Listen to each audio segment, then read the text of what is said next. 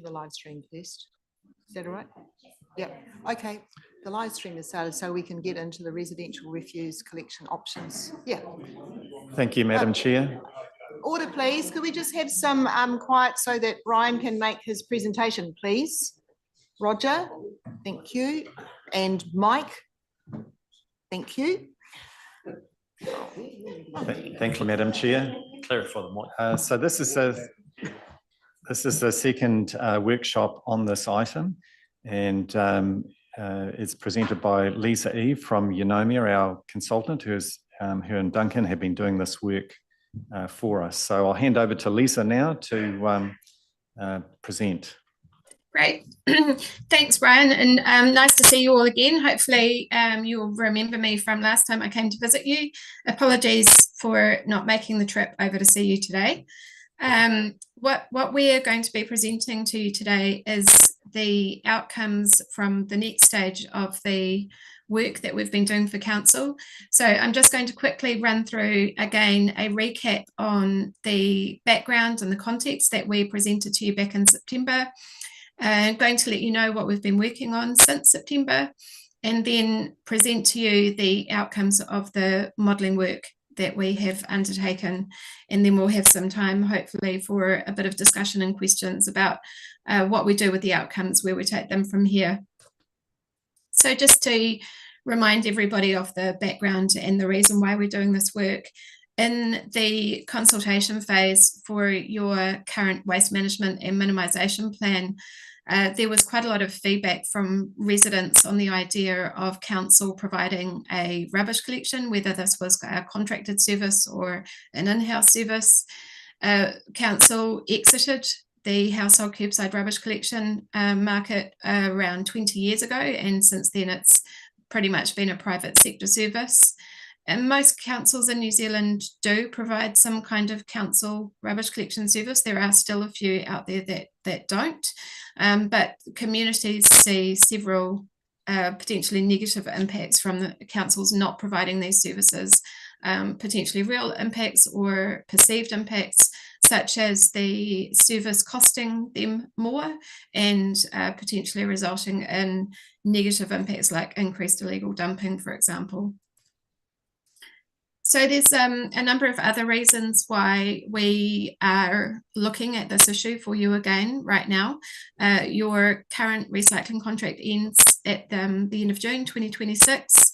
So this potentially provides an opportunity to include a household rubbish collection in a tender process, along with other potential services that are being driven by government requirements, such as the requirement to introduce a household curbside food scraps collection by 2027, and also to meet various other requirements like the curbside diversion targets that have been set. And council providing the rubbish collection, we know, will give you more influence over what is happening at the curbside and more understanding of what is happening with those curbside wastes. And so this will increase your ability to meet the curbside diversion targets that have been set. So what we have done so far is we looked at the different options that are available to you to provide a council household user pays rubbish collection service. And we originally identified 8 options, which were the ones that I brought to you at the September workshop. And from the discussion that we had at that workshop, we narrowed those 8 options down to 4 that it was felt were actually feasible to introduce in the district. And what we have done with the officers since I met with you in September is we've actually narrowed those 4 potential options down to 3, which are the 3 listed here. And I'll talk through in more detail how they would actually work in a moment. The option that has been removed from the list to enable us to undertake the modelling for the 3 options that we were intending to do, there was, you may recall, the option of a completely user pays bag rubbish collection. And the reason we've taken this option off is because One, it's very similar to the rates funded bag allocation option, but without that rates funded allocation, we anticipate that the market share you would achieve with a service of that type would be so low that it's probably not going to give you the outcomes that you need. So we decided in discussion with the officers that we were going to focus on these three options. So the first one we looked at was the user pays bag system, but with a rates funded allocation. And for modelling purposes, we are assuming that 52 bags would be provided as a rates funded allocation, bearing in mind that this doesn't lock you in to providing 52 bags, but for the purposes of coming up with some costs, we had to come up with a number. And those 52 bags could be funded from general rates take, or it could be a uniform annual charge or a targeted rate, whatever method you chose. After residents have used those 52 bags, if they need more than the 1 bag per week, then they can purchase those at a cost. The second option that we looked at was a wheeled bin based service, and it's a pay per pickup approach. So council provides the wheeled bins to the customers, and then households pay for each time they get that bin emptied. It's based on the assumption that this would be a weekly collection service, but of course householders can choose to put their bin out less often. An example of a way that this is working at the moment is in Western Bay, where they are using a tag-based system. But as we discussed last time, depending on when and exactly how the system is introduced, industry is looking at ways that RFID tags or radio frequency identification tags could be used to identify the bins and charge the households that way. The third option that we looked at was another wheeled bin option where the householder pays by the amount of waste that they are getting collected. This is based on a fortnightly collection, on the understanding that households that had a lot of waste could choose a large bin, but still put that out fortnightly for collection. And the households could choose from a number of bin sizes, but you would want to restrict how often households could change their bin size. And one of the reasons for doing this is because this approach does have the highest administrative cost of any of the options that we looked at. And that's because of the need to manage the information that allocates the different bin sizes to a specific household and then charge them for the service on that basis. So those are the three options that we looked at, and then we undertook our modelling exercise. And the way this works is that first we make sure that we've got a really good understanding of what your current service situation is. So we know how many households in the district, we know how many are urban, how many are rural, we know how much waste is currently being collected and what the collection areas are, and we develop a model that essentially replicates your business as usual or your baseline system. And once we know that we've got that right, then we model the alternatives. And the primary analysis that we've done at this point is the cost of the service. And the main performance criteria that we were looking at was assumptions around how many people might participate in the service. And that's something that we are still doing some work on for the officers. Excuse me. So of course we need to make some assumptions when we model these services, because to be able to compare the different collections, we have to have some consistent assumptions that operate across all of the options. So some of the assumptions we made was that all urban properties would receive a service and 50% of rural properties. We didn't include commercial or industrial customers in our modelling. As I mentioned, we also made some assumptions around how many households would participate in the different services. And we also use data that we have access to from elsewhere that enables us to make assumptions around how much rubbish people would put out for collection and what type of rubbish that would be. And once again, this doesn't tie you into anything. This is only so that we can model the options in a consistent way and be able to compare the outcomes. So when we present the outcomes from our modelling, we look at cost in two quite different ways. And the first cost we look at is the cost to council of providing the service. So this is our estimate of how much a contractor might charge you for primarily the collection costs, but also the cost of providing the containers and maintaining containers and getting rid of the rubbish to a disposal point. And obviously we can't guarantee that this is how much the service would actually cost you. And as the market costs are increasing, depending on when you actually went out to the market, the numbers might look different. We also know that the costs that contractors can tender for services can vary a lot. Potentially, we've seen in some cases where one contractor even costs twice as much as another. That's a fairly extreme example, but it's all based on how attractive your contract offering is to the market. So do they have other contracts that they operate nearby that they could potentially coordinate with? Where might the rubbish go? Is it their landfill or someone else's landfill? Different factors like that. But this will give you a fairly good understanding of how much the contract cost would be to council to provide the service.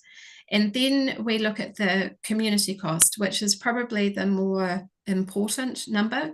And this is what the community will see as the cost to them for waste management overall. So this includes the cost that might be funded through rates to provide a council service. It would include how much they spend on user pays charges for a council service. And it also includes the costs that some households would choose to still pay to the private sector, because you will always get some households that continue to choose a private sector service. The model costs don't include the internal costs to council for providing the service. So these are aspects like what communications campaigns you might undertake. You would need staff for contract management, what monitoring you might undertake of the service, and those types of aspects. So the three key figures that we look at is we have the gross cost to council of providing the service. We calculate the expected income, which is from your user pays charges, and then we use those to calculate a net cost of providing the service. So this is the outcomes for the council cost modelling. Obviously, your business as usual is a zero cost, so we haven't bothered to include that here. And so you can see that option one is the cheapest service to provide in the gross cost, but because of the rates funded allocation of bags, there is an amount, sorry, there's a missing M there, that should be 1.37 million. And that is the cost that would need to be funded from some kind of rates charge. Options 2 and 3, we've modelled based on the assumption that it would be full cost recovery.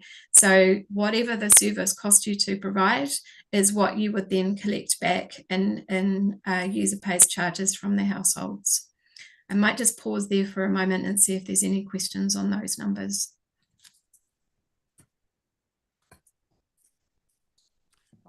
Yes, Mike. Yeah, thanks for the chair. So water, I understand we can't make it's a non-profit. Can this make a profit or a loss? Is that up to us or break even? That's up to you. That's up to you. There's definitely councils that cross-subsidise their waste services.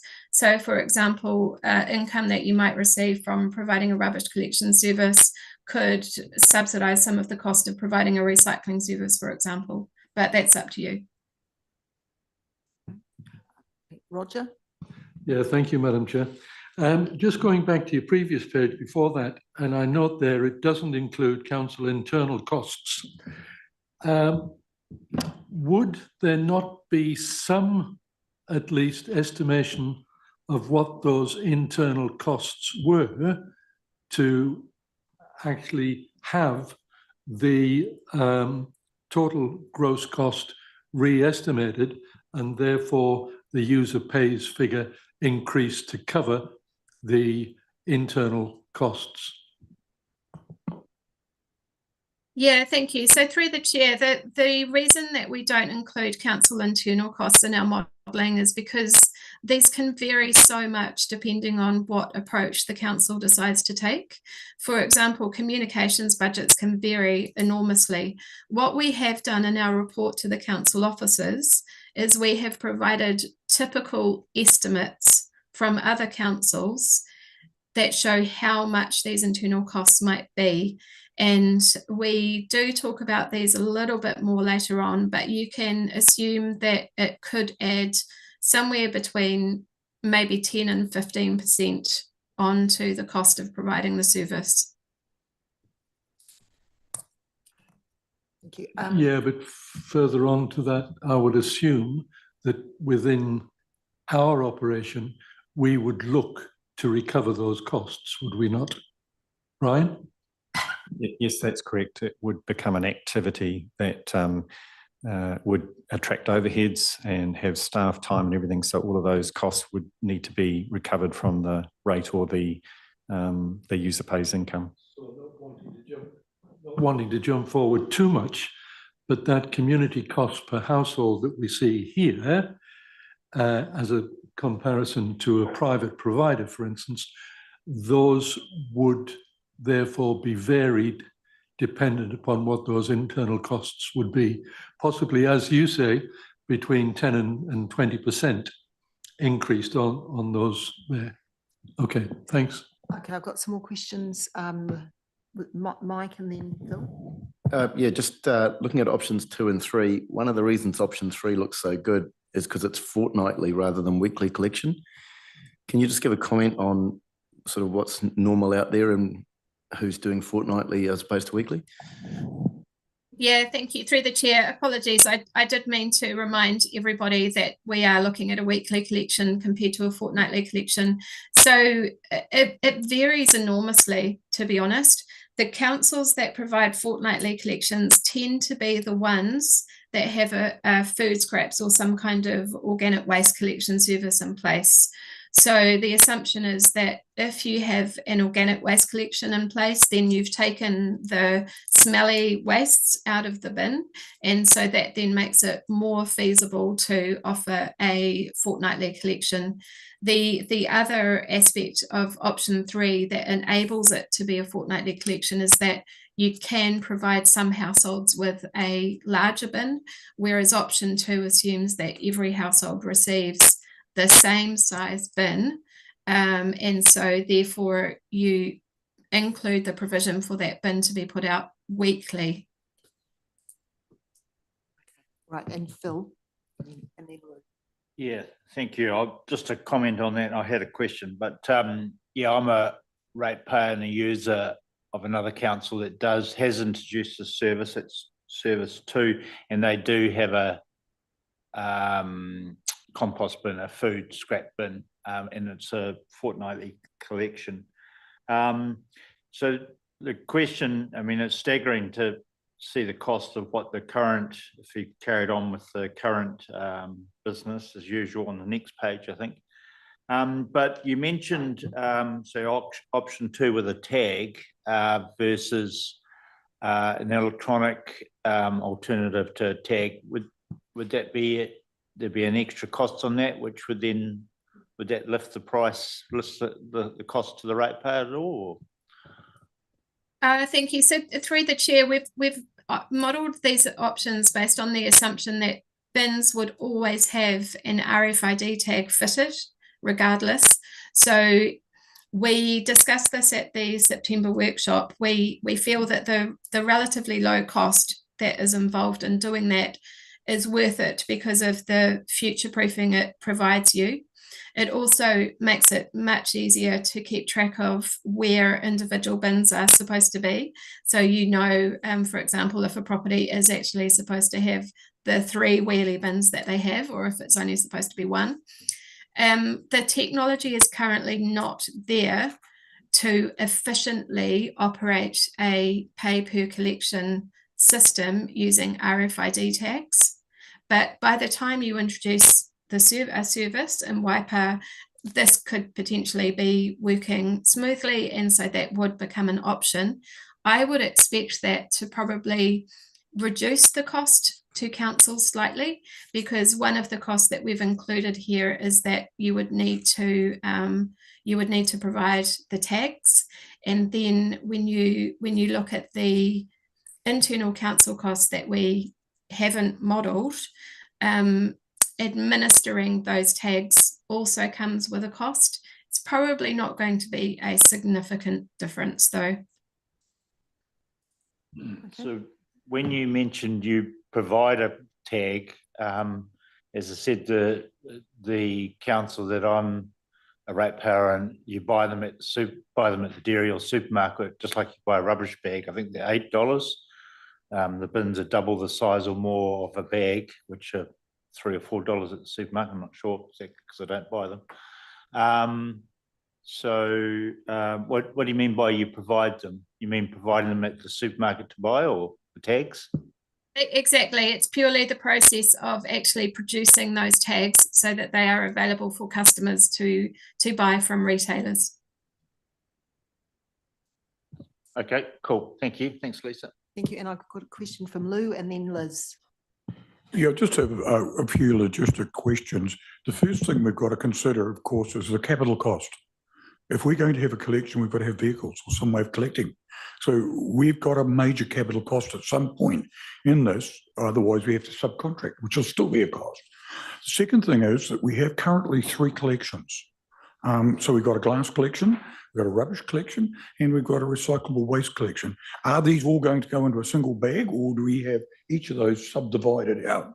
So we, in considering this, we're considering the options, but you can't put, for example, glass into a bag. It would need some other mode of transportation, and food waste also would need a separate location. So I just wanted to see if we could answer those questions. I can see your comparative idea of a model, but I do think that we need to consider the reality of what we've got to cover. Yeah, thank you. So through the chair, one of those questions I can answer quite simply. So the cost that we have modelled for you is the entire cost of providing the service. So this includes the provision of containers, provision of vehicles, maintenance of containers, everything that's involved in providing the service. And we've assumed that that would be covered over a 10-year contract term, which is fairly standard in the industry. And so what we've assumed is that if it is a contracted service, for example, that the contractor is paying all of those capital costs and they get amortized over that 10-year contract period. And so the cost we've presented to you includes that amortized cost.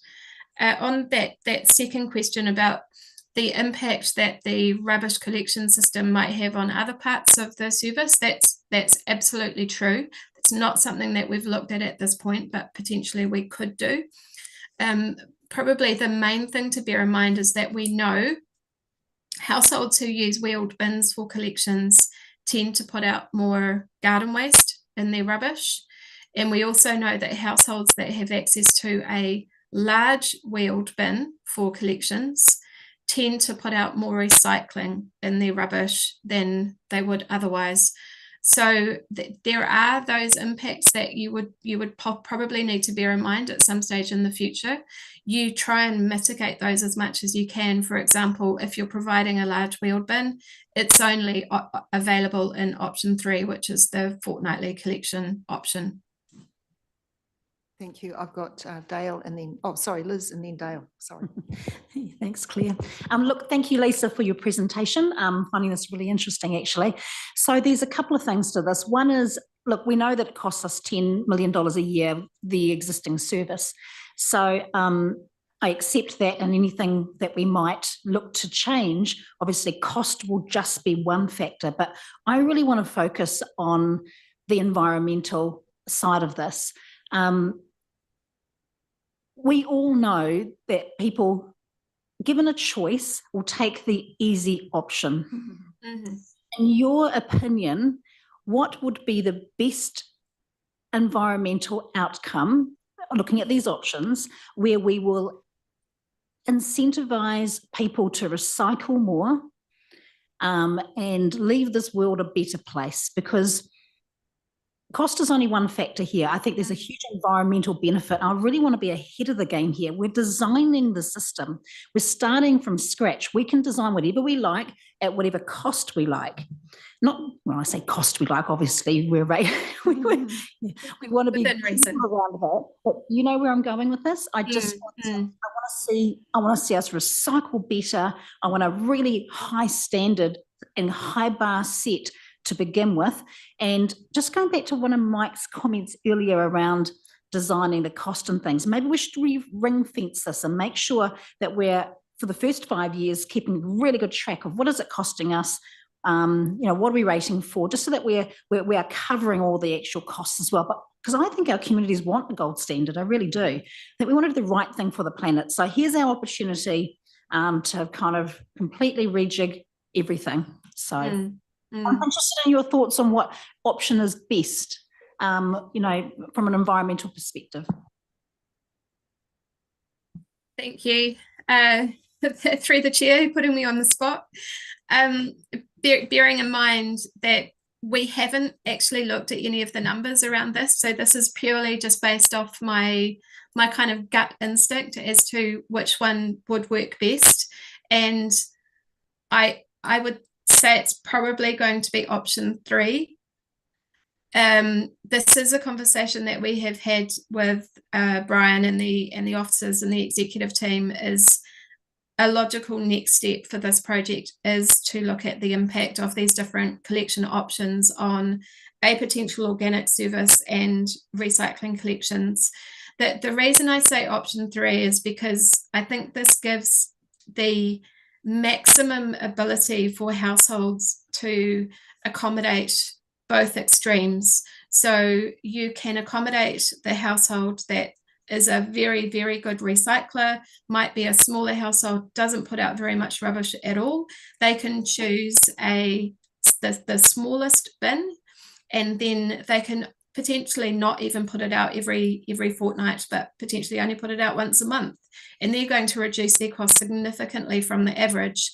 And then you'll have the other extreme, which will be the household that has a 240 litre wheeled bin because, they've got kids and there might be 5, 6, 7 people living in the household, and so they do need that bigger bin, and they still have the option to put that bin out every fortnight and get it collected, and that represents probably a higher service level than some councils provide, but they'll be paying for it. But just caveat that with the fact that we haven't done these numbers, so this is just off the top of my head, my gut instinct. Liz, would just like a follow-up question, and then we'll go to Dale. Yeah, and I just wanted to make sure that we weren't going to penalise rural people as well, because I have chickens. That's where my food scraps go. I have a couple of pigs, so, things go there too. So I just want to be sure that, when we design the system, there are people who live rurally who have, alternative options. I'm not talking about a rubbish dump at the back of the farm. I'm just talking about, mostly the food scraps. So just as long as we're designing something that doesn't penalise or cost rural people as well. I think that's been accounted for, but just want to be sure. Oh, great comments, though. I'm sure that's important. So now, Dale, yeah. Oh, tēnā koe, Lisa. It's wonderful. You sing to my heart in this work that you do, and I'm just presuming that this is where you're crossing over and looking at our climate action strategy that we have for Waipa and how this will feed into some of that. And I'm just wondering, just off the top of my head, because I don't really like comparisons, but I'm just thinking about how it costs us 10 million a year here at Waipa, looking at the model that Raglan has. and looking at that is something that maybe we can do a comparison with, because I know that that is a lot cheaper, I think less than 10 mil to run per year, even though the demographics are different as well. But just looking at, you know, what is a bling factor out there, and maybe if we could have a look at some comparison stats with that stuff. Any Thank comments? Yeah, go for it, Lisa. Yeah, so thank you. We're very familiar with the Raglan situation, and I know you are as well.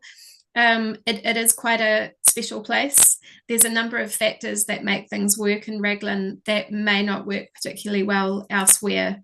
But yeah, I'd love to have a conversation with you about this another time, about how we can try and pull some of those ideas through into this work. Thanks. Okay, and Mike? Thanks to the chair. Yeah, Lisa, so that, yeah, let's say the option 3 was the preferred option, just sitting here right now. I guess I asked about the finances before because in 2027, but it would make sense to me that if we launch this in whatever year, whether it be 26 or 27, we launch this with the organic waste collection of food scraps, etc. We don't have to wait till 2027. I just see this as a good opportunity, and I'd like to see some work done on trying to build the cost, because there's obviously going to be a cost to it, which is going to be paid for by someone, but there's some cost savings in here. And if we can sort of make a little bit out of this to subsidise the next step, which is the organic waste collection, so there's actually not an increase on the rate per overall. So basically I'm saying, let's make a bit of profit out of this, but to subsidise the next thing that we have to do, which has been mandated by the government, which does work well in other councils. So just thoughts around that. I know it's an additional piece of work, but it's actually all linked. At the end of the day, people are going to end up with, 4 bins that go out. Yeah, so thank you. So through the chair, it is an additional piece of work. We have already started talking to the council officers about how that could potentially be approached. So Brian and I will have another catch up after this and talk about where we go from here with what we've done. Thank you. And Lisa, I've got a few questions as well. I agree with the comments made earlier about you designing the system that's going to have the maximum environmental benefits. And I was wondering if any of the options are going to integrate better or have synergies with that food waste collection than others, because I imagine the food waste containers are quite small, and whether or not that would make it easier, like is there one of those systems that would accommodate the food scrap collection more easily than others, you know, because we do have to think about all the parts of the system working together. Sure, and through the chair, probably the crucial factor to look at there is the level of involvement and the level of understanding that you have of what's actually happening at the curbside. And option 1 probably performs worst from this perspective, because we know that with a prepaid bag system, even one where there is a rates funded allocation, you'll probably still have around 50% of your households that will choose to still use a private collection. And so you then have to address how you made sure that you understood what was happening in those households as well, and how you could try and encourage them to make use of the diversion options to the same level as the households that are using rubbish bags would. So it's definitely a crucial factor to consider. Oh, those are really great comments. Thank you. Yeah, I can see how that could be important. And we've also had feedback from our community that they really struggle having the space to have the wheelie bins they have at the moment, especially if we're talking about compact housing. So have you given any thought to any pinch points or difficulties that are going to be created by us having another wheeled bin on offer? Yeah, we always make allowance in our modelling for a certain proportion of households that would need an alternative service. So this may mean that there's a household that doesn't have room for a bin, and so they have to use a bag. Alternatively, you will have developments where there's a number of units on one property and it doesn't make sense for each of them to have an individual bin. So you might provide them with some kind of aggregated service instead. But we always assume that there's going to be maybe 5% of households that are going to need something different, and we make provision for that. Okay. And then my last question is really just picking up on the earlier comments about the administrative or overhead costs for the various options, and, you know, a request that we could see some of those so that we've got an idea of what that cost would be for the different options. I would really appreciate that as well. Yeah, certainly not too detailed, but given an indication at least. Mm-hmm. Yeah, so you said you're going to be working on that to give us, at a later workshop. Yeah, cool. Oh, thank you very much. All right, so I think that's all the questions at this point.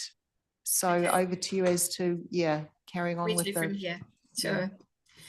So the next numbers that I'm presenting is the community cost. So just to remind you, this is what the community would see as the impact on them from a service change.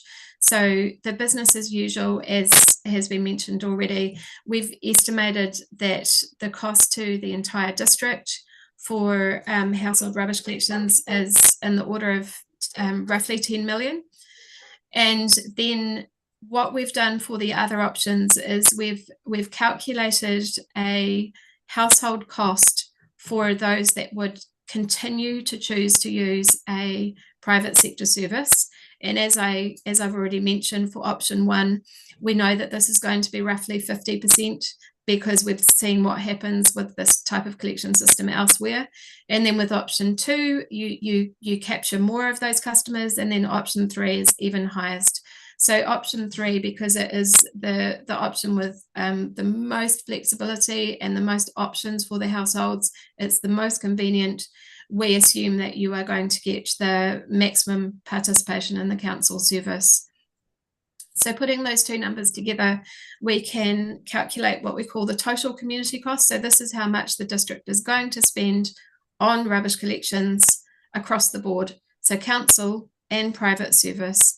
And as you can see, every option is cheaper for the community than your current business as usual, with option 1 reducing that cost by roughly 25%, and then going to option 3, which reduces it by around down to 40% thereabouts.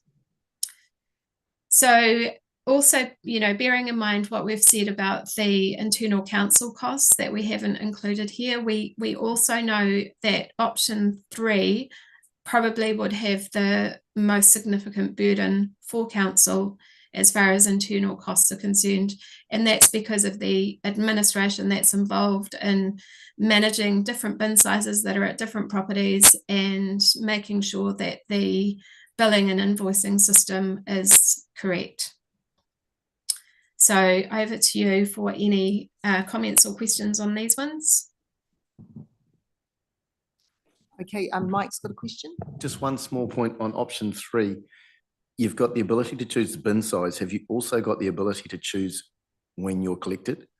As in, so you did mention that they might get collected once a month. Does that mean their user pays cost goes down? Yes. So you only pay each time you have your bin emptied. There is that option. Liz and then Mike. I guess the side to this is that we need to, incentivising people is really all for that. But at the same time, when I reflect back COVID days, we also had a lot of fly tipping, dumping of rubbish. So, is there potentially going to be, are we potentially going to see more of that because people will be looking to save costs? So is that a threat? Is that a risk? I think that's probably far more of a risk right now than it is with any of these other services, because the cost that they're paying at the moment is so much more than what they would potentially be paying under a council run service. Mike? Oh, no, okay. All right, I think that's all of our questions then, Lisa. Okay, thank you. So we can also break down that community cost, and I need to emphasize that this is an average. This is purely and simply taking that total community cost and breaking it down by the number of households that we've assumed. But this is just to give you a feeling for what that actually might mean on a household basis. So comparing the business as usual, which is on average just over $400 per household per year. So this is, you know, this is the number that the households will be looking at to see what does this actually mean for me. So these are just the average costs. So just to quickly recap on what we feel are the key points that have come out from the modelling. The most crucial one probably is that any of the council options is cheaper than the way things are working at the moment. Most of the cost that we've modelled comes purely and simply from the collection part of the contract. So it's just, you know, the act of driving the trucks around the road and then picking up the rubbish. The other two main costs are the capital costs and the disposal cost. We know that the cost of providing waste services is increasing all the time. And so bear in mind that these are the costs that we have modelled today. When you do potentially come to introduce a service, then it's pretty inevitable that those costs will have moved on from there, but the relative cost of the different services will still be largely the same.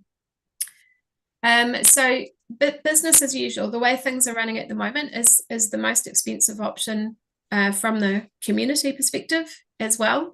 And option one, when you look at the community cost, is the next most expensive. And then, as I mentioned earlier, option three probably offers the best value to the community, but it does put some administrative tasks on the council to manage and administer that service. So we've had quite a few questions already, but we can definitely come back for more if you need to. The key question though is where we take these options from here. We can potentially include all three in the LTP consultation process, for example, so that we can get some community feedback on those. Or you could identify that you would rather narrow those options down to two and take those out to the community, and just bearing in mind that depending on what the outcomes are from your future decisions, then you're probably looking at roughly 2026 or 27 to actually be implementing a service. Thanks, Lisa. I've got some more questions. I've got Roger and then Marcus and then Mike. Yeah, thanks, Lisa. What I think we need to do, though, is to have that estimation of what the internal costs are and then get the cost per household comparison between 2 and 3. It looks as if 2 and 3 are kind of similar, if you like, given $30 or what. But you say option 3, internal costs are greater than option 2. They could become closer. And before we go out with consultation, I'd like to see the total projected cost per option, including internal costs, if that's possible. Okay, so through the chair, this is definitely something that we would need to work really closely with the council officers on, because you know we're experts in knowing how much the market will charge you for a service. We've also got reasonably good information on how much other councils have spent on communications material, for example, but we would need to take some guidance from the council officers on what the likely overhead costs would be, for example, contract management, because that completely depends on the approach that you take. Would it be combined into a general, contract management team, or would you have a specific officer or even two that are solely responsible for managing the waste services contracts. There's a number of different ways that you can approach it. So we can definitely have those conversations. Marcus, Mike, and then Liz. Yeah, I'm just wondering, I'd prefer not to go out with the bag option because bags have just been messy and causing rubbish and things down the streets. The bins, I think, are much more environmentally friendly and easy to use. So yeah, I think options 2 or 3 are definitely preferable for me. Yeah, really just supporting what Marcus has said. I mean, yeah, the environmental impact, we're trying to get rid of plastic bags in this country. I just don't think it's a good look, picking up on Liz's environmental angle as well. It's sort of, it's the absolute opposite of what we're trying to actually achieve as a nation, and we should be trying to lead that as a council. So I agree, 2 and 3. Liz? Yeah, I'm kind of not really sure why we're going out through the LTP, actually. We already have wheelie bins for our recycling. If we're going to opt for general waste to go into a wheelie bin, it's going to cost us half, or ratepayers half of what it is now. What would we be consulting on? Sure. I mean, I think that's why we're elected here, right? And I'd love for that to go through the community boards, but it just feels like a pretty small thing to consult on. I think we've got far bigger, greater things to be consulting on than whether we have a plastic bag or a wheelie bin. Yeah, I'm just looking at staff. I mean, I think it was identified it would be something that would need to be consulted on. I don't know.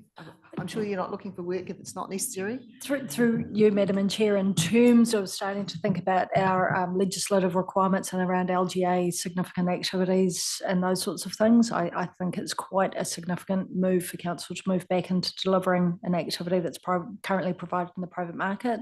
And there would be an expectation that we would seek a community view as part of that process. And the LTP does provide us that opportunity alongside all of the other consultation components. So just as a follow-on then, it's really about council becoming more of an anchor institution. And so that's really the bit that we consult on. Does our community accept the fact that we'll be bringing some existing services that are currently contracted out in-house? For me, that's the question then, perhaps. Lou? I know this sounds a little bit stupid. We already own our wheelie bins, don't we? Out there at the moment, they're actually Waipa bins. Well, We've Waipa already got bins. them in place. Yeah, that's recycling, but we have the wheelie bins out there already. So we're utilising that service at the moment. Plastic bags, I totally agree with everybody, should not be even considered simply with the environmental issue. I wanted to say that I certainly support I suppose the preference for the wheelie bin options. They do seem to stack up better, but I think if we didn't mention why we weren't interested in bags, I think there would be a gap in the communications, that we should just have a bit of context as to why we don't see it as a good idea. I thought, Lisa, your points about the fact that there's lack of control, you don't know what's happening at the curbside, as well as, environmental concerns with the use of plastic bags and things like that. I'm sure there could be some concise, succinct messages about that, and then just move into the different options for bins and that. Yeah. Okay, so no more comments? Oh, thank you very much. There's been some really good feedback on that. Yeah. So Lisa, have you got what you need? And Brian, have you got what you need? Brian, do you have what you need? I certainly do. Thank you very much, everybody. Thank you. Okay, thank you very much. Okay, so that's the end of our workshop about